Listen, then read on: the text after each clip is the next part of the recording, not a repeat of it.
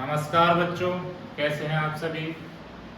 मैं लेकर आया हूं कक्षा 12 की एक पेशकश जिसमें अपन बात करेंगे आज पुष्पी पादपों के लैंगिक जनन के बारे में। नीट का एक बहुत ही महत्वपूर्ण चैप्टर जिसका नाम है पुष्पी पादपों में लैंगिक जनन। 6 से 7 प्रश्न इसके अंदर से डायरेक्ट उठ के आते हैं। एनसीईआरटी के बाहर इस चैप्टर में अपन जाएंगे नहीं। एनसीईआरटी की एक एक लाइन को कवर अप करते हुए चलेंगे। तो चलिए शुरू करते हैं। पुष्पी पादपों में लैंगिक जनन, एनसीईआरटी की बुक इसे कुछ प्रश्नों के साथ शुरू करती है और वो प्रश्न हम जानते हैं कि एनसीईआरटी क्या प्रश्न पूछ रही है, किन प्रश्नों के साथ इस चैप्टर को शुरू कर रही है। पहला प्रश्न जो एनसीईआरटी में दिया हुआ है, क्या सभी पुष्पी पादप लैंगिक जनन करते हैं? क्या सभी पुष्पी पादप लैंगिक जनन करते हैं? जी हाँ, सभी पुष्पी पादप लैंगिक जनन करते हैं। तो इसमें अपन लिख सकते हैं हाँ, सभी पुष्पी पादप लैंगिक जनन करते हैं। सभी पुष्पी पादप लैंगिक जनन करते हैं। अगला प्रश्न जो एनसीईआरटी की किताब से पूछा गया है, पुष्पी पादप का अर्थ क्या है? क्या होते हैं पुष्पी पादप? क्या शैवाल पुष्पी पादप है?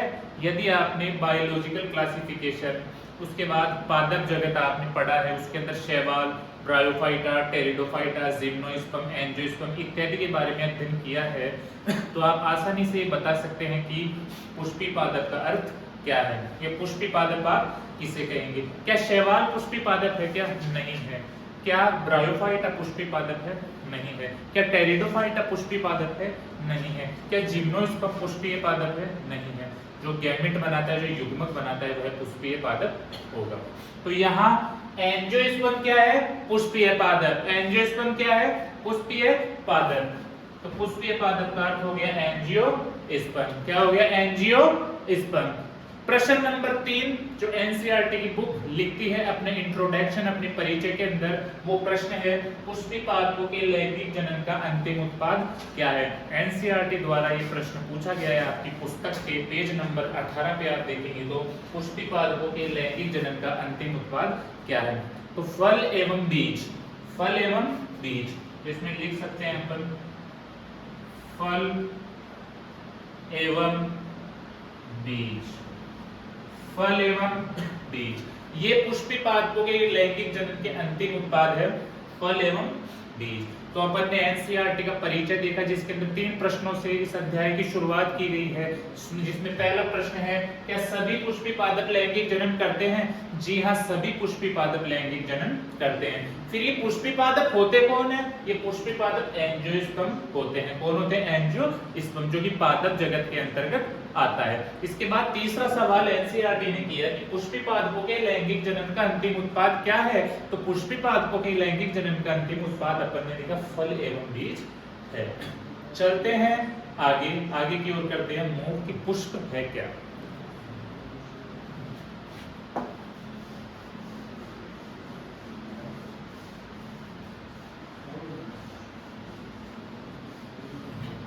तो चलिए अब हम बात करेंगे कि पुष्प होता क्या है। पुष्प होता क्या है? तो यहां लिख देंगे हम पुष्प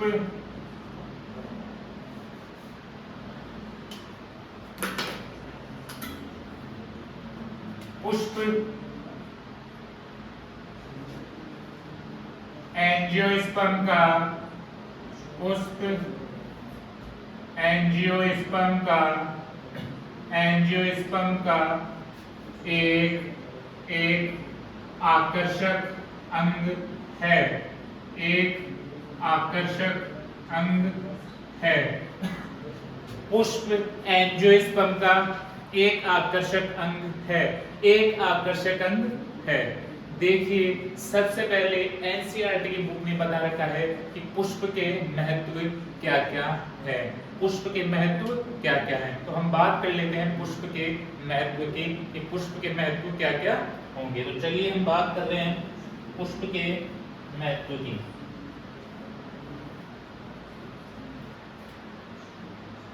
पुष्प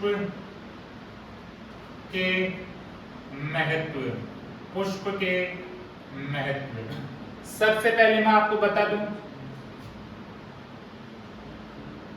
आपको इस टाइप से एक निमोनिक्स बना लेना है।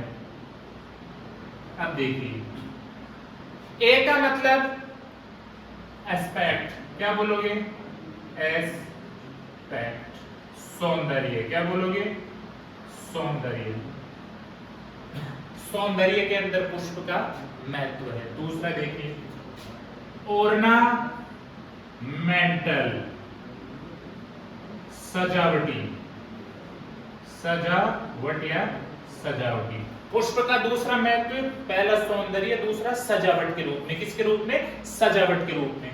तीसरा देखिए, सोशल, सामाजिक। किस रूप में काम में लेते हैं?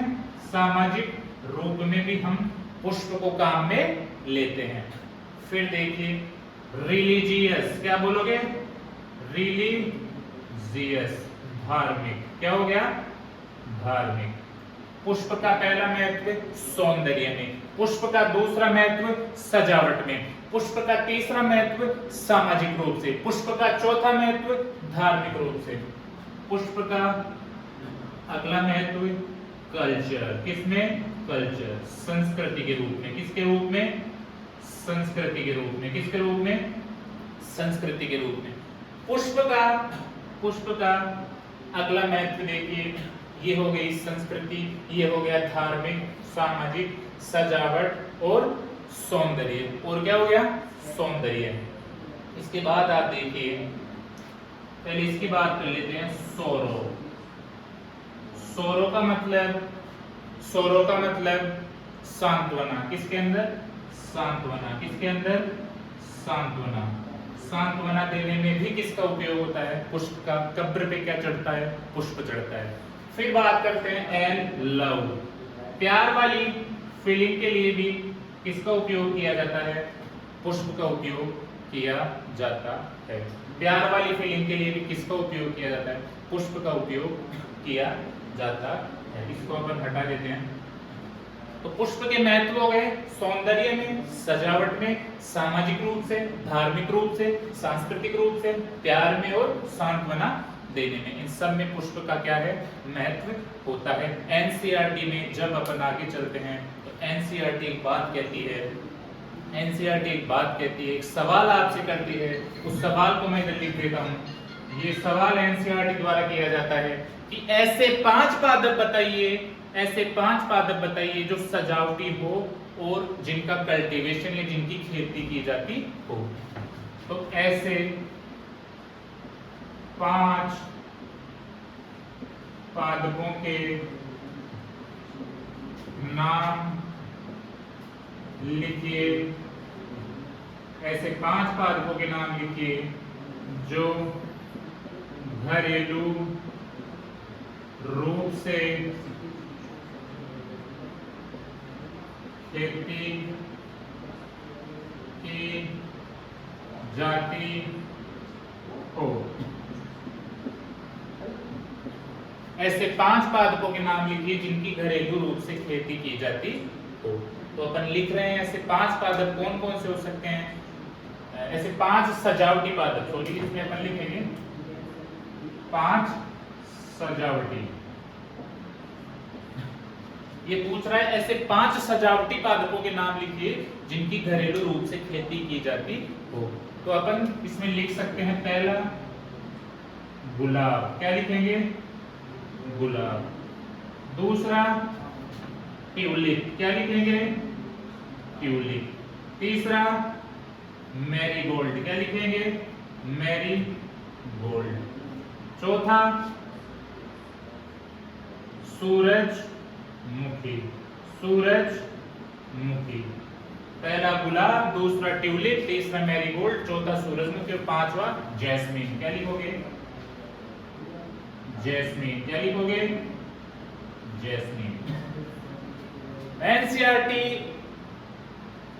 पॉइंट नंबर 2, उससे पहले जस्ट एक प्रश्न पूछा गया है आपसे, ऐसे 5 सजावटी पादपों के नाम लिखिए जिनका उपयोग घरेलू रूप से खेती में किया, जिन्हें घरेलू खेती में उगाया जाता है। गुलाब, ट्यूलिप, मैरीगोल्ड, सूरजमुखी और जैस्मीन। यहां तक कोई समस्या नहीं होनी चाहिए। अब तक अपन ने पढ़ा एनसीईआरटी की बुक से इंट्रोडक्शन परिचय देखा, जिसके अंदर सवाल था पहला, क्या सभी पुष्पीय पादप लैंगिक जनन करते हैं? हाँ करते हैं। फिर था कि पुष्पी पादप का अर्थ क्या है? एंजियोस्पर्म। फिर अंतिम उत्पाद क्या होता है पुष्पी पादपों के लैंगिक जनन का? फल एवं बीज। फिर बात की कि पुष्प एंजियोस्पर्म का एक आकर्षक अंग होता है, जिसका उपयोग किस किस में होता है? सौंदर्य में होता है। किस में होता है? सौंदर्य में, सजावट में। इसके अलावा सामाजिक रूप से, आर्थिक रूप, धार्मिक रूप से, सांस्कृतिक रूप से, प्यार में, सांत्वना में, इन सब में पुष्प का उपयोग होता है। फिर एनसीईआरटी की बुक एक सवाल आपसे करती है कि ऐसे 5 सजावटी पादपों के नाम लिखिए जिनका कल्टीवेशन या खेती की जाती है। गुलाब, ट्यूलिप, मैरीगोल्ड, सूरजमुखी और जैस्मिन। अगला पॉइंट जो एनसीईआरटी लिखती है, फ्लोरीकल्चर। एक छोटा सा पॉइंट एनसीईआरटी ने लिख रखा है, फ्लोरीकल्चर। फ्लोरीकल्चर क्या होता है? फ्लोरीकल्चर सजावटी पादपों एवं पुष्पों की खेती, इसे ही क्या बोलते हैं? फ्लोरीकल्चर। सजावटी पादपों एवं पुष्पों की खेती। सजावटी पादपों एवं पुष्पों की खेती, इससे हम क्या कहते हैं? फ्लोरीकल्चर का नाम देते हैं। यहाँ तक कोई समस्या नहीं होनी चाहिए। अब हम चलते हैं नेक्स्ट, एक डायग्राम से समझते हैं पुष्प होता क्या है, उसके क्या क्या भाग होते हैं। चलते हैं आगे।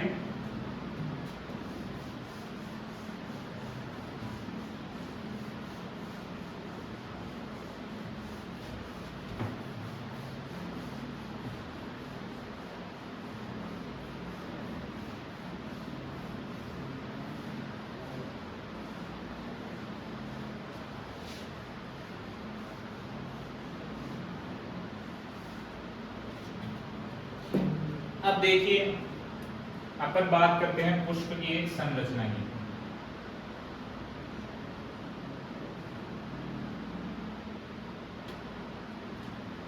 इसे बोलते हैं पेडिसल। क्या बोलते हैं इसे? पेडिसल। क्या बोलते हैं इसे? पेडिसल। पेडिसल क्या बोलेंगे? पेडिसल। वृंत होता है पुष्प का। क्या होता है ये? वृंत। पुष्प का वृंत। पुष्प का पहला भाग पेडिसल, जिसे पकड़ के आप किसी को पुष्प देते हैं, जिस हिस्से को आप पकड़ते हैं नीचे से, उसे क्या बोलते हैं? पेडिसल। पुष्प का वृंत। पुष्प का वृंत ये थोड़ा फूल जाता है। क्या हो जाता है? फूल जाता है। पेडिसल अपने आप को क्या कर लेता है? फुला लेता है। क्या कर लेता है? फुला लेता है और फूल कर ये ऐसा हो जाता है, जिसे थैलेमस बोलते हैं। क्या बोलते हैं? थैलेमस। क्या बोलेंगे? थैलेमस। थैलेमस। इस संरचना को बोलेंगे थैलेमस। क्या बोलेंगे? थैलेमस। थैलेमस। पेडिसल का फूला हुआ भाग, वृंत का फूला हुआ भाग, वृंत का फूला हुआ भाग, इसे क्या बोलेंगे? थैलेमस। वृंत का फूला हुआ भाग, इसे बोलते हैं थैलेमस। अब इसके अंदर से छोटे छोटे अलग अलग वृंत निकलते हैं, पर्व निकलते हैं, छोटे छोटे पर्व निकलते हैं। इस थैलेमस से छोटे छोटे क्या निकलेंगे? पर्व निकलेंगे। उनकी अपन बात करते हैं कि कौन कौन से पर्व कैसे निकलेंगे। फर्स्ट ऑफ ऑल, यहां से ये 2 वृंत निकले हुए नजर आ रहे हैं। इन्हें बोलते हैं सेपल। क्या बोलेंगे इन्हें?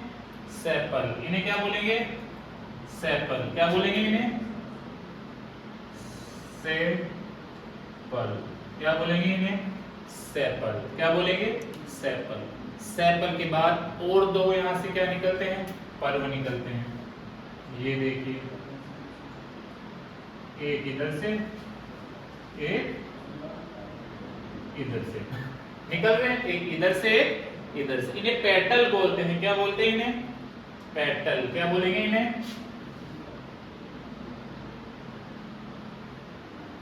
पेटल। क्या बोलेंगे इन्हें? पेटल। क्या बोलेंगे इन्हें? पेटल। फिर आगे और बात करते हैं। यहां से दो पर्व और निकले हुए नजर आते हैं। यहां से दो पर्व और निकले हुए नजर आते हैं।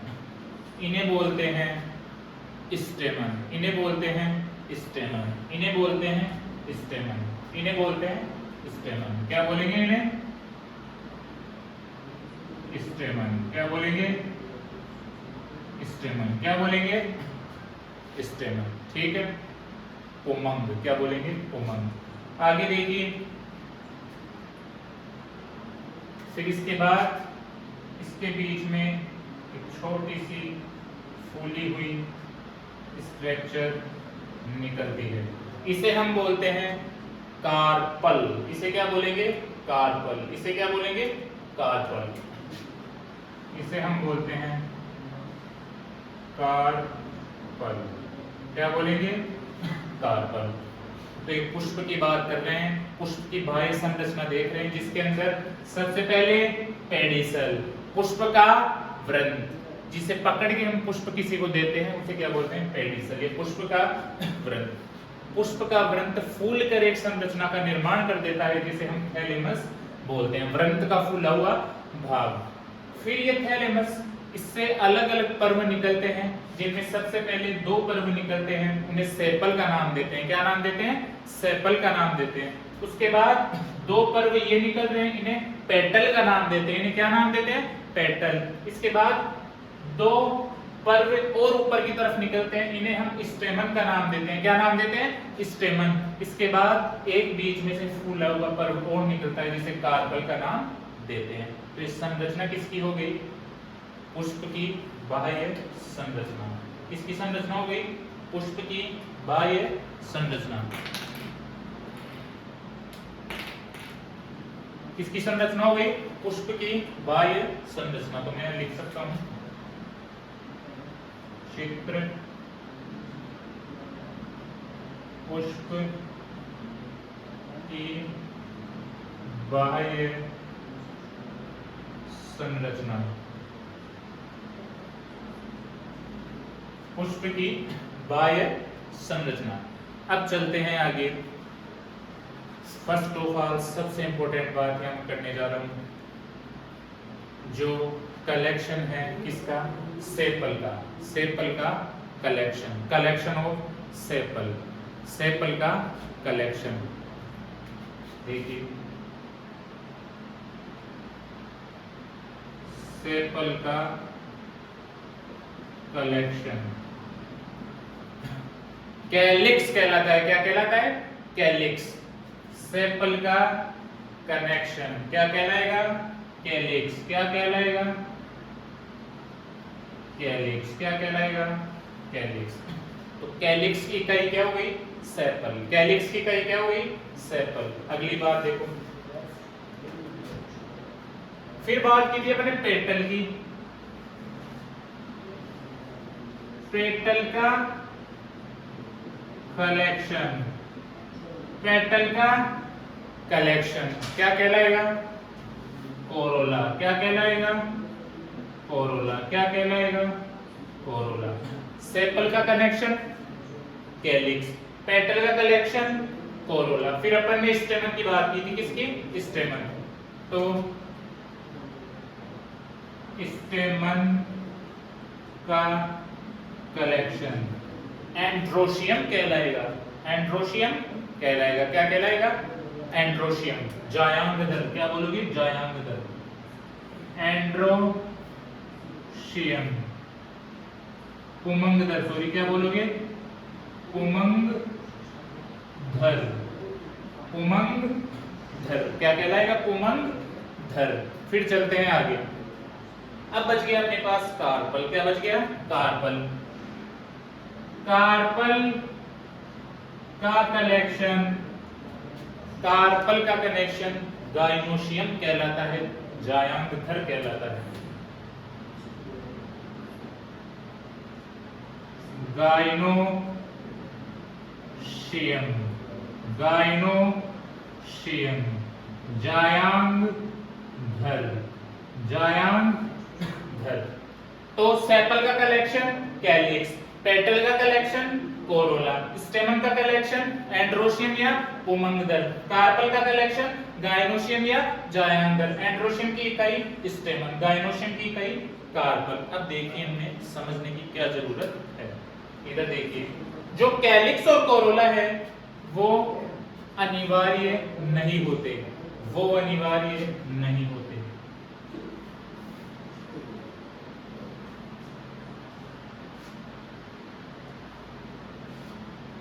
अनिवार्य नहीं, कारण की बात मैं आगे करूंगा जस्ट 1 मिनट बाद। नीचे वाले ये दोनों एंड्रोशियम और गायनोशियम अनिवार्य होते हैं, अनिवार्य चक्र बनाते हैं। क्या बनाते हैं? अनिवार्य चक्र बनाते हैं। कैसा चक्र बनाते हैं? अनिवार्य, क्योंकि ये दोनों गैमेट बनाने में काम आते हैं, युग्मक बनाने में काम आते हैं, पुष्पी पादपों के लैंगिक जनन के अंदर काम आते हैं, इसलिए इन्हें हम अनिवार्य चक्र कहते हैं। किसमें काम आते हैं ये? पुष्पी पादपों के लैंगिक जनन में, पुष्पी पादपों के लैंगिक जनन में एंड्रोशियम, गायनोशियम, जायांगधर, पुमंगधर दोनों काम में आते हैं, इसलिए इसे अनिवार्य चक्र कहते हैं और ये तभी काम में आते हैं। जबकि कैलिक्स और कोरोला को अनिवार्य चक्र नहीं कहा जाता, क्योंकि ये पुष्पी पादपों के लैंगिक जनन में काम नहीं आते।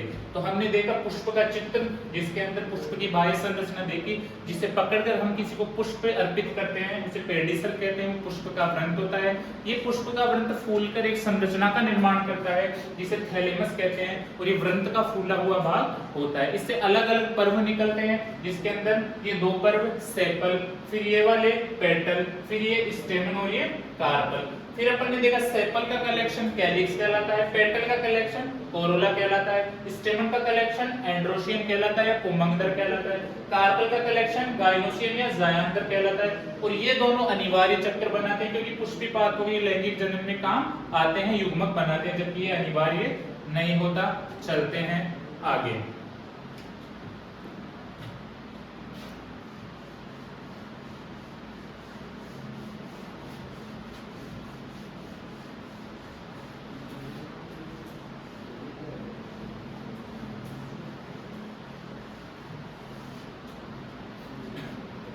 बुक में एक और सवाल आपसे पूछा गया है एनसीईआरटी में, ऐसी 2 संरचनाएं बताइए, ऐसी 2 संरचनाएं बताइए जो कि पुष्पी पादपों के लैंगिक जनन में काम आती है। क्या आंसर दोगे? कैलिक्स, कोरोला, जायांगधर या पुमंगधर, इनमें से कौन सी 2 संरचनाएं हैं जो पुष्पी पादपों के लैंगिक जनन में काम आती है? अभी आपने देखा है पुमंगधर और जायांगधर, तो आंसर हो जाएगा पुमंगधर एवं जायांगधर, पुमंगधर एवं जायांगधर। यहां तक कोई समस्या होनी नहीं चाहिए। अब चलते हैं अगले नेक्स्ट टॉपिक पर। नेक्स्ट टॉपिक में अब अपन बात करेंगे पुष्पी पादपों में लैंगिक जनन के एक प्यारे से टॉपिक की, जिसे हम बोलते हैं पूर्व निषेचन घटनाएं। इस टॉपिक का क्या नाम है? पूर्व निषेचन घटनाएं। टॉपिक की बात हम कर रहे हैं पूर्व निषेचन, पूर्व निषेचन घटनाएं। सर वही सारी है थोड़ी, पूर्व निषेचन घटनाएं, पूर्व निषेचन घटनाएं। सर थोड़ी वॉइस आ रही है पवन सर, वॉइस आ रही है थोड़ी। पूर्व निषेचन घटनाएं, पूर्व निषेचन घटनाएं होती क्या है ये अपन जानते हैं। अपन ने अभी तक इंट्रो खत्म किया है, परिचय खत्म किया है। अब अपन जानेंगे पूर्व निषेचन घटनाओं के अंतर्गत होता क्या है।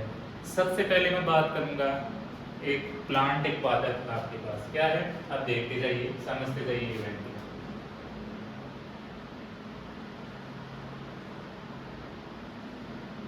ये एक पादप है, क्या है, पादप। ये इसका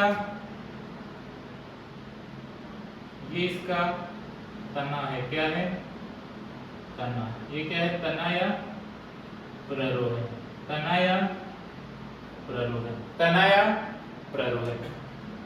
ये इसका शीर्षस्थ भाग है, कैसा भाग है, शीर्षस्थ भाग। कौन सा भाग है ये, शीर्षस्थ भाग। और इस शीर्षस्थ भाग के पास कुछ कोशिकाएं होती है, क्या होती है, कुछ कोशिकाएं होती है। अब उन कोशिकाओं को क्या बोलोगे, विभज्योतकी कोशिकाएं। क्या बोलोगे, विभज्योतकी कोशिकाएं। अब शीर्ष पे है तो शीर्षस्थ, प्ररोह है, विभज्योतक, विभज्योतकी कोशिकाएं। शीर्षस्थ, प्ररोह है, विभज्योतकी कोशिकाएं। क्योंकि किसके ऊपर है ये, शीर्ष के ऊपर। किसके ऊपर, प्ररोह के ऊपर। विभज्योतकी कोशिकाओं का मतलब ऐसी कोशिकाएं जिनमें विभाजन की क्षमता पाई जाती है, विभाजन वाली सेल, विभाजन वाली सेल। यहां तक कोई समस्या नहीं होनी चाहिए। अब देखिए ये हो गया इवेंट नंबर ए। अब चलते हैं इवेंट नंबर बी की तरफ। ये एक प्लांट है, ये एक प्लांट है। यहां क्या था, तना या प्ररोह। अब किसका फॉर्मेशन होगा, लीफ। यहां फॉर्मेशन होता है पत्ती या लीफ। ये बन गई आपकी पत्ती, क्या बन गई, पत्ती। ठीक है, यहां कौन सी कोशिकाएं होगी ऊपर, वही पुरानी शीर्षस्थ प्ररोह है, शीर्षस्थ प्ररोह है, विभज्योतकी, विभज्योतकी सेल्स। शीर्ष प्ररोह है, विभज्योतकी सेल्स। अब आपने सुना होगा 11th क्लास के चैप्टर नंबर 15 में कि पत्ती के अंदर एक हार्मोन होता है फ्लोरिजिन। क्या नाम है, फ्लोरिजिन। तो यहाँ एक हार्मोन है, एक हार्मोन है जिसका नाम है फ्लोरिजीन, फ्लोरिजीन, फ्लोरिजीन। अब देखिए अगले इवेंट में क्या होगा, ये बी हो गया। अगले इवेंट की हम बात करते हैं। ये प्लांट लीफ से, पत्ती से, ये जो हार्मोन है वो कहां माइग्रेट हो जाता है, कहां चला जाता है, शीर्षस्थ प्ररोह विभज्योतकी कोशिकाओं की ओर। ये हो गया फ्लोराजीन, ये चला जाता है शीर्षस्थ प्ररोह कोशिका की ओर। तो यहां लिख सकते हैं फ्लोराजीन शीर्षस्थ प्ररोह विभज्योतकी सेल्स की तरफ चला जाता है। फ्लोराजीन शीर्षस्थ प्ररोह विभज्योतकी कोशिकाओं की ओर चला जाता है। और अब इन कोशिकाओं का नाम बदलकर क्या हो जाएगा, शीर्षस्थ प्ररोह विभज्योतकी कोशिकाएं ना होकर इनका नाम क्या हो जाएगा, फ्लोरल प्रोडियम। क्या हो जाएगा, फ्लोरल पोडियम। ये पुष्पीय कोशिकाएं।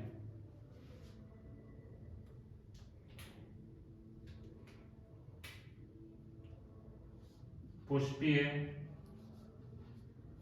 कोशिकाएं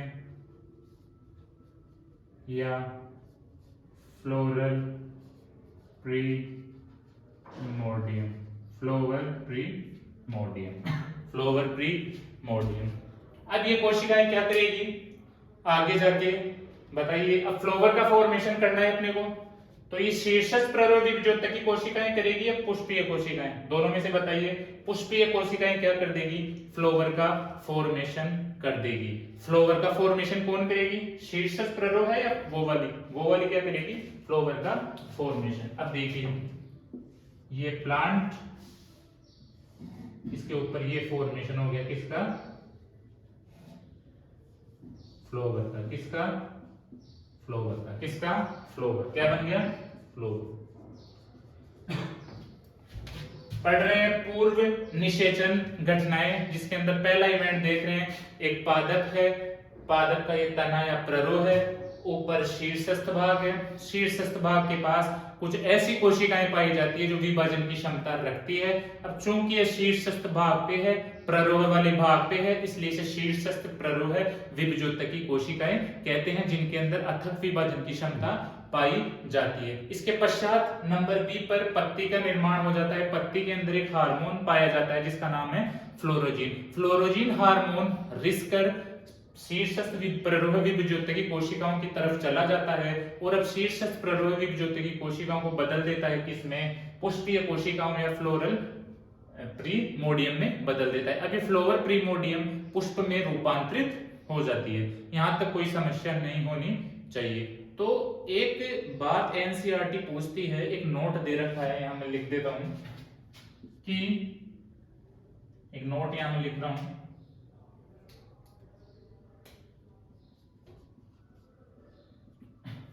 कि क्या कारण है जिससे पुष्पीय कोशिकाएं पुष्प का निर्माण कर रही है। तो एक हार्मोनल और संरचनात्मक बदलाव पुष्पीय कोशिकाओं के अंदर होता है, जिससे ये खुद को क्या कर लेती है, विभाजित कर लेती है। तो यहां लिख सकते हैं एक हार्मोनल व संरचनात्मक बदलाव के कारण पुष्पीय कोशिकाएं विभाजित होकर पुष्प का निर्माण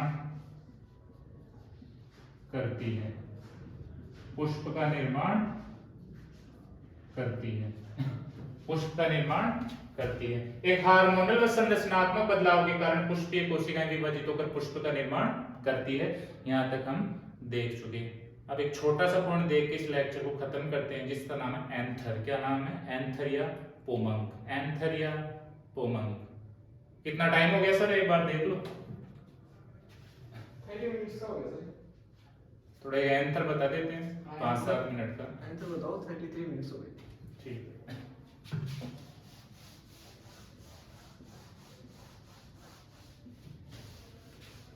वैसे भी आपको समझ लेगा तो खींच के दो सर। चलो करवा देते हैं।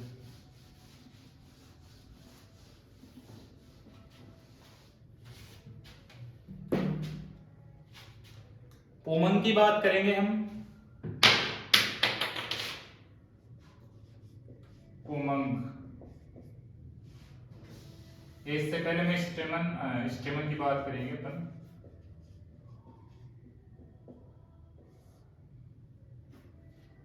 अब देखिए क्या होता है स्टेमन, अपन अभी देख के आए हैं वैसे तो स्टेमन होता क्या है, लेकिन एक बार हम डिटेल इसकी देखते हैं कि स्टेमन के अंदर होता क्या है। संरचना देखिए इसकी, पहले वो डायग्राम याद करो। यहाँ पेडिकल, यहाँ थैलेमस, इसकी 2 नोड, सेपल, फिर ये पेटल। पेटल के बाद ये दिख रहा था क्या था, स्टेमन। याद आ गया स्टेमन। तो यहाँ अपन एक स्ट्रक्चर बना लेते हैं किसकी, स्टेमन की।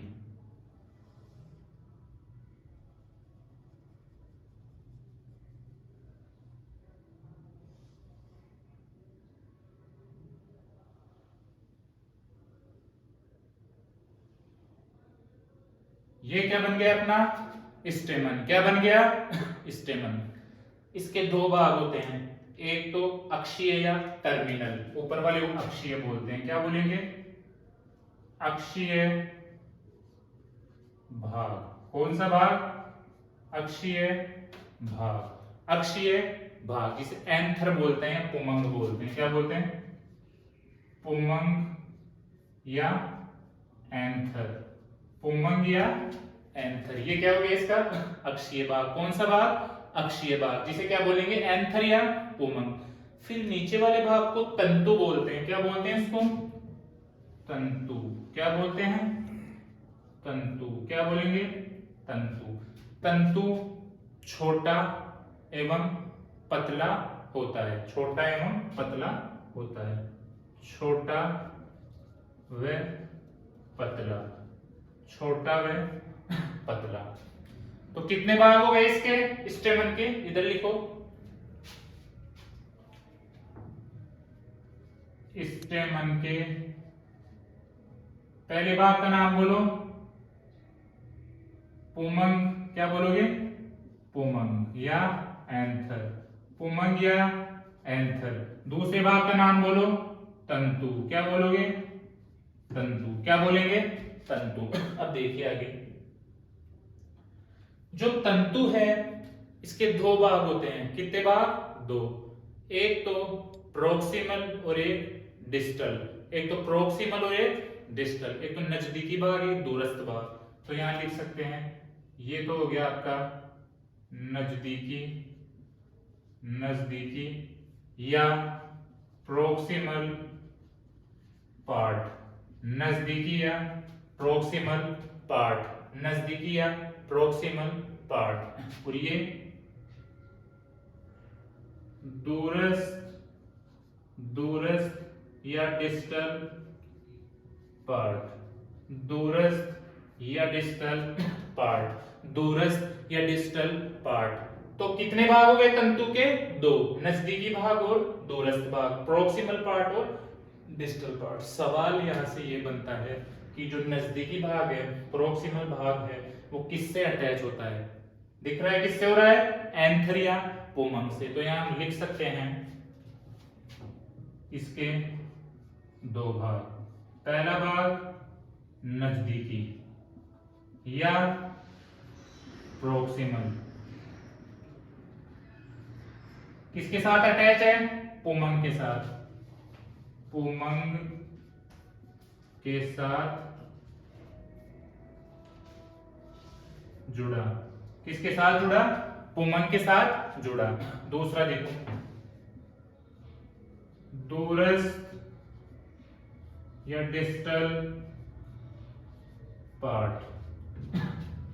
याद करो वो डायग्राम जो अपन ने पुष्प का देखा था। सबसे नीचे पेडिसल, पेडिसल के ऊपर फूल के थैलेमस। थैलेमस से क्या निकल रही थी अलग अलग पर्व, सेपल, पेटल, कार्पल, स्टेमन। तो बताओ ये जो स्टेमन है कंप्लीट इसके नीचे क्या होगा थैलेमस ही होगा, जाहिर सी बात है। डायग्राम से आप देख सकते हैं इसके नीचे क्या होगा, ऐसी फूली हुई स्ट्रक्चर होती है, थैलेमस होती है। तो इसका दूरस्थ भाग किससे जुड़ा हुआ है थैलेमस से। किससे थैलेमस से। किससे जुड़ा हुआ है थैलेमस से जुड़ा। इसके अलावा ये पेटल से भी जुड़ा रहता है क्योंकि इधर से क्या निकलता है, इधर से क्या निकलता है पेटल। क्या निकलता है पेटल। और कई बार पेटल के पास से आप नहीं देखते, ये निकल गया आपका स्टेमन। ये क्या निकल गया स्टेमन। तो थैलेमस से भी जुड़ा हुआ होता है और पेटल से भी जुड़ा हुआ होता है। थैलेमस से जुड़ा हुआ है, पेटल से जुड़ा, थैलेमस से जुड़ा हुआ, पेटल से जुड़ा। तो हमने देखा स्टेमन के बारे में। स्टेमन की संरचना बनाई दो भाग। कितने भाग दो भाग। पहला अक्षीय भाग जिसे पुमंग कहते हैं एंथर, और दूसरा तंतु भाग। क्या नाम है तंतु। तंतु छोटा है पतला। तंतु के भी कितने भाग दो भाग, नजदीकी प्रोक्सिमल और दूरस्थ डिस्टल। फिर अपन ने बात की नजदीकी तो किससे अटैच होता है, पुमंग से, और दूरस्थ किससे अटैच होता है, थैलेमस से। थैलेमस के अलावा किससे होता है, ये पेटल से जुड़ा हुआ होता है। एनसीईआरटी की एक लाइन है जो कहती है कि संख्या में और लंबाई में, संख्या में और लंबाई में जो पोमन जो स्टेमन है आपका, वो हर एक पादप का अलग अलग होता है, हर एक पादप के अंदर अलग अलग होता है। मैं एक रफ डायग्राम से आपको समझा देता हूं। देखिए कहना क्या चाह रहा हूं, ये मान लीजिए पेडिसल, ये फूल की क्या बन गया, थैलेमस। ये क्या है, बोलो, स्टेमन। ये क्या है, स्टेमन। ये क्या है, स्टेमन। ये क्या है, स्टेमन। ये क्या है, स्टेमन। क्या हर एक स्टेमन की लंबाई सेम नजर आ रही है, नहीं आ रही, अलग अलग है। दूसरा बनाओ, ये स्टेमन, ये स्टेमन। दो प्लांट है अपने पास, दो पादप है, दोनों के अंदर स्टेमन के नंबर अलग अलग, संख्याएं अलग अलग। संख्या क्या हो गई, अलग अलग, लंबाइयां क्या हो गई, अलग अलग। तो हर एक पादप के अंदर जो स्टेमन है उसकी संख्या तथा लंबाई भिन्न भिन्न हो सकती है। इवन एक पादप के अंदर भी, ध्यान रखना, एक पादप के अंदर भी, एक पादप के अंदर भी, एक पादप के अंदर भी लंबाई अलग अलग हो सकती है। तो अपन यहाँ नोट लिख देते हैं स्टेमन के बारे में, एक छोटा सा नोट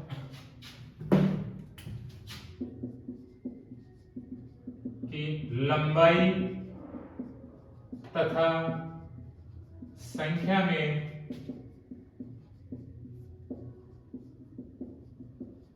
स्टेमन अलग अलग पादप में अलग अलग मिलता है। अलग अलग पादप में स्टेमन की लंबाई अलग अलग, स्टेमन की संख्याएं अलग अलग, तथा एक ही पादप के अंदर स्टेमन की लंबाई भिन्न भिन्न हो सकती है, तथा एक पादप में भी स्टेमन की लंबाई अलग अलग अलग हो सकती है, अलग अलग हो सकती है। इसके बाद मैं बात करूंगा स्टेमन के एक छोटे से पॉइंट की, कि स्टेमन के टाइप्स अलग अलग होते हैं। एनसीईआरटी के अंदर दे रखा है, देखिए कैसे। मान लीजिए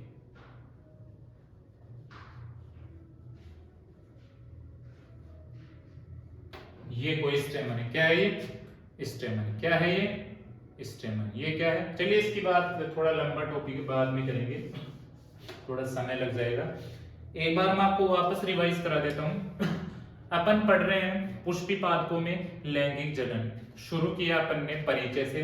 जब परिचय शुरू होता है तो पहला सवाल एनसीईआरटी पूछती है कि क्या सभी पादप, जो सभी पुष्पीय पादप है वो लैंगिक जनन करते हैं। जी हाँ, सभी पुष्पीय पादप लैंगिक जनन करते हैं। फिर एनसीईआरटी की किताब कहती है कि पुष्पीय पादप का अर्थ है क्या, तो पुष्पीय पादप का अर्थ है एंजियोस्पर्म। फिर एनसीईआरटी का सवाल नंबर 3 आता है कि पुष्पीय पादपों के लैंगिक जनन का अंतिम उत्पाद क्या होता है, तो फल तथा बीज इसके अंतिम उत्पाद होते हैं। इसके बाद अपन ने बताया कि जो पुष्प है वो एंजियोस्पर्म का एक आकर्षक अंग होता है, जो किस किस में काम में आता है। उसका महत्व क्या पढ़ा था अपन ने, सबसे पहले सौंदर्यता में, फिर सजावट में, उसके बाद धार्मिक, सांस्कृतिक, प्यार, सांत्वना, संस्कृति, इन सब में पुष्प का महत्व अपन ने पढ़ा था। फिर एनसीईआरटी की किताब में एक और सवाल दे दिया कि ऐसे 5 सजावटी पादपों के नाम बता दीजिए जिनकी खेती की जाती है। अपन ने लिखा मैरीगोल्ड, ट्यूलिप, रोज, सूरजमुखी, जैस्मिन इत्यादि। फिर एनसीईआरटी बुक ने बोला कि फ्लोरिकल्चर क्या होता है, तो पुष्पी पादपों की खेती व सजावटी पुष्पों की खेती, उसको क्या बोलते हैं, फ्लोरिकल्चर। फ्लोरिकल्चर खत्म होने के बाद अपन ने देखा पुष्प की बाह्य संरचना, जिसे पकड़ के किसी को पुष्प देते हो, जिस भाग को पकड़ के देते हो उसे क्या बोलते हैं, पेडिसल, वृंत। क्या बोलते हैं, वृंत। वो फूल कर एक संरचना बना देता है जिसे थैलेमस। थैलेमस के ऊपर से अलग अलग पर्व निकलते हैं, जिनमें दो तो क्या निकलते हैं, सबसे पहले सेपल, फिर पेटल, फिर स्टेमन, फिर एक बीच में कार्पल। जो समूह है किसका, सेपल का, किसका, सेपल का, उसे क्या बोलते हैं, कैलिक्स। और दूसरा समूह पेटल का, उसे क्या बोलते हैं, कोरोला। ये दोनों कभी भी अनिवार्य नहीं होंगे क्योंकि इनमें युग्मक नहीं बनते और ये पुष्पी पादपों के लैंगिक जनन में सहायता नहीं करते। फिर अपन ने देखा किसका समूह है, स्टेमन का समूह है और कार्पल का समूह। स्टेमन के समूह को एंड्रोशियम या जायांगदर और उसको पुमंगदर, क्या बोल रहे थे, पुमंगदर। दोनों को अनिवार्य चक्र बोलते हैं क्योंकि ये पुष्पी पादपों के लैंगिक जनन में सहायता करते हैं। यहाँ तक पढ़ने के बाद अपन ने देखा पूर्व निषेचन घटनाएं, जिसके अंदर मैंने बताया एक पादप है, पादप का प्ररोह है या तना है, ऊपर शीर्षस्थ भाग है, शीर्षस्थ भाग पर कुछ कोशिकाएं पाई जाती है जिसमें असीम विभाजन की क्षमता होती है, इन्हें शीर्षस्थ प्ररोह विभजोतकी कोशिकाएं कहते हैं। इवेंट नंबर बी में पत्ती का निर्माण होता है। पत्ती के अंदर एक हार्मोन पाया जाता है जिसे फ्लोराजीन कहते हैं, जो चला जाता है किसके पास, शीर्षस्थ प्ररोह विभजोतकी कोशिकाओं के पास, और उसे बदल देता है पुष्पी कोशिकाओं में या फ्लोरल प्रीमोडियम में बदल देता है। ये फ्लोरल प्रीमोडियम या पुष्पीय कोशिकाएं रूपांतरित हो जाती है पुष्प के अंदर और उसका निर्माण करती है। तो बुक कहती है कुछ ऐसे हार्मोनल और संरचनात्मक बदलाव होते हैं जिससे पुष्प का निर्माण होता है पुष्प कोशिकाओं द्वारा। यहाँ तक पढ़ने के बाद हमने फिर देखा था आगे कि जो स्टेमन है वो क्या होता है। तो स्टेमन के दो भाग होते हैं, अक्षीय भाग को क्या बोलते हैं अपन, एंथर या पुमंग, नीचे वाले भाग को तंतु, तंतु वाला भाग दो, नजदीकी भाग प्रोक्सिमल, दूरस्थ भाग डिस्टल। नजदीकी भाग किससे जुड़ा हुआ होता है, ऊपर एंथर से या पुमंग से, दूरस्थ भाग किससे जुड़ा हुआ होता है, पेटल से, और इसके अलावा फूले हुए भाग थैलेमस से जुड़ा हुआ होता है। यहाँ तक हमने देखा था। आगे की कहानी हम देखेंगे नेक्स्ट एपिसोड में, बने रहिए, लाइक और शेयर कीजिए। Thank you.